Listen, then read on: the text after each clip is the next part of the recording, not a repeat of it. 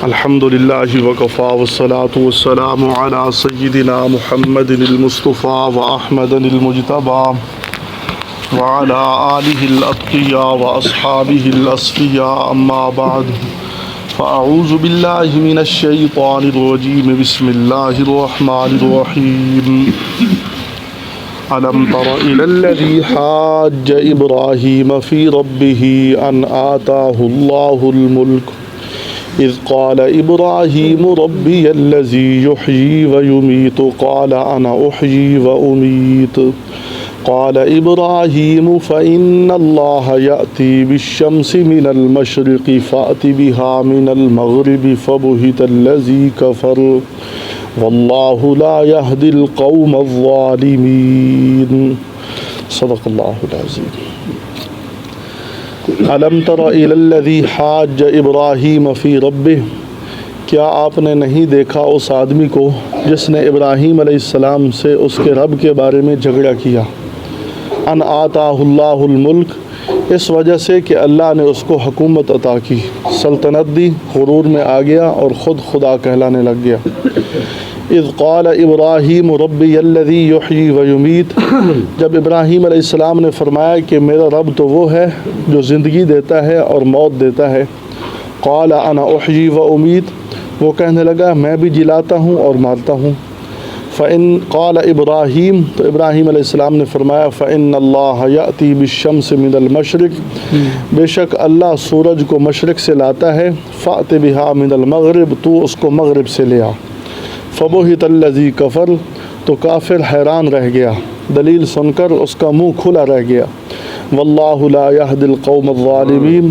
اور اللہ بے انصاف قوم کو ہدایت نہیں دیتا پچھلی آیت میں ہم نے پڑھا ہے کہ اللہ رب العالمین ایمان والوں کا ولی ہے ایمان والوں کا مددگار ہے ایمان والوں کا دوست ہے اور کافروں کے دوست طاغوت ہیں شیاطین ہیں یہ پچھلی آیت کے اندر ہم نے پڑھا اب اس اگلے رکوع کے اندر اللہ تبارک و تعالی ایمان کے بارے میں بیان فرما رہے ہیں اور اپنی قدرت کاملہ بیان فرما رہے ہیں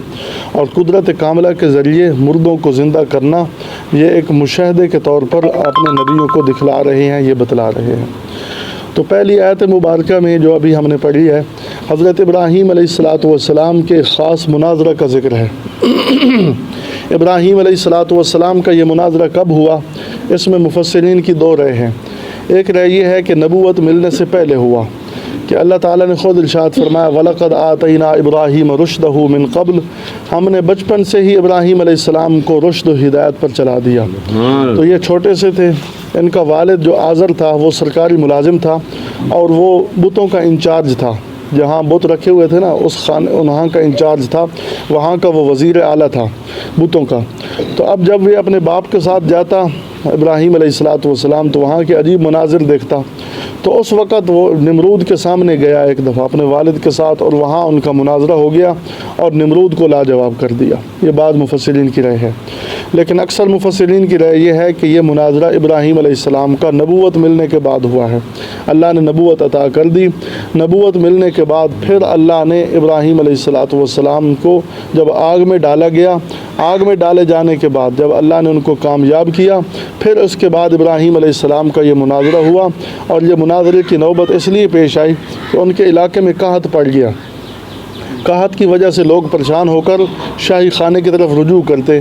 اور پھر جب آتے تو نمرود کی ایک ترتیب تھی کہ جب اس کے دربار میں آتے سجدہ کر کے آتے تو اب ابراہیم علیہ السلام بھی اپنا جو ہے نا دانہ وغیرہ لینے کے لیے اپنے اناج وغیرہ لینے کے لیے وہاں آئے تو انہوں نے سجدہ نہیں کیا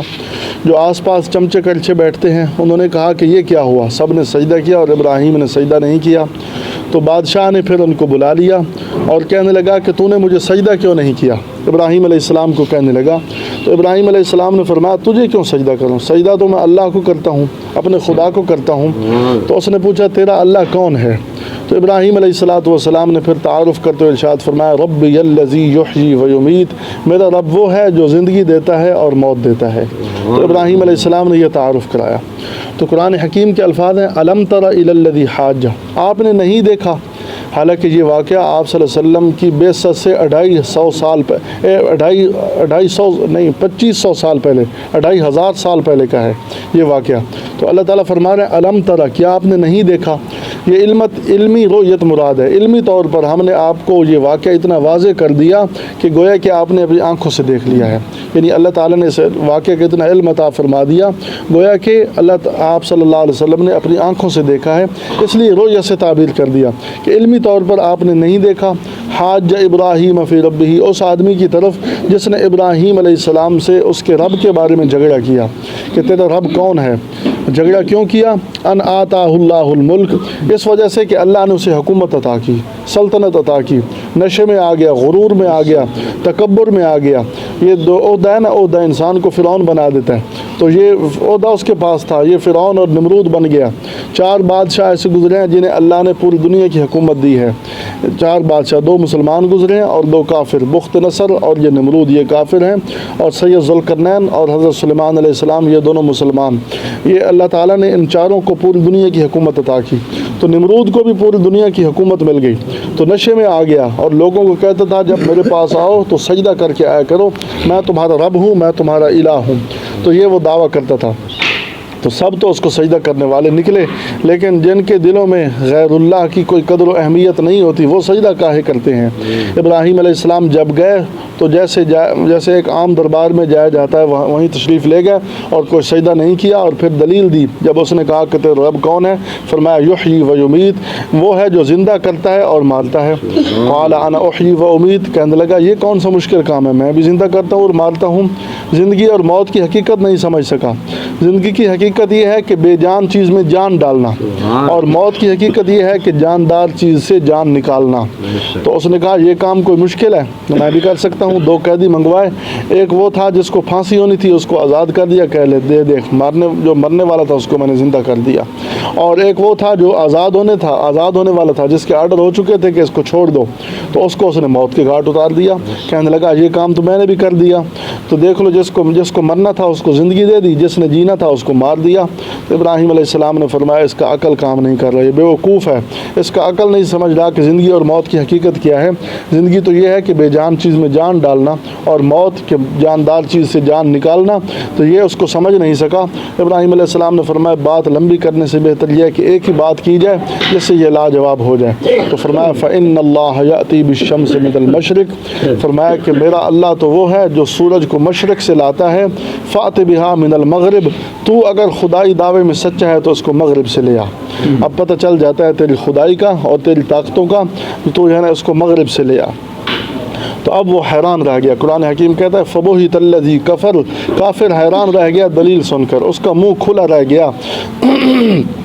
اب وہ کوئی بات نہیں کر سکا کیونکہ وہ ذہین بھی تھا، حکومت کر رہا تھا، حکمران تھا۔ اس نے یہ کہہ سکتا تھا کہ مشرق سے تو میں لاتا ہوں، تیرا رب مغرب سے لے آئے، یہ کہہ سکتا تھا، لیکن اس نے نہیں کہا کیونکہ اس کو پتہ چل گیا کہ اگر میں کہہ دوں تو یہ واقع اللہ کا نبی ہے۔ اس کو پتہ تھا یہ میرے اختیار میں کچھ ہی نہیں ہے، بس اپنے زور کی وجہ سے، ڈنڈے کی وجہ سے وہ خدا بنا ہوا تھا۔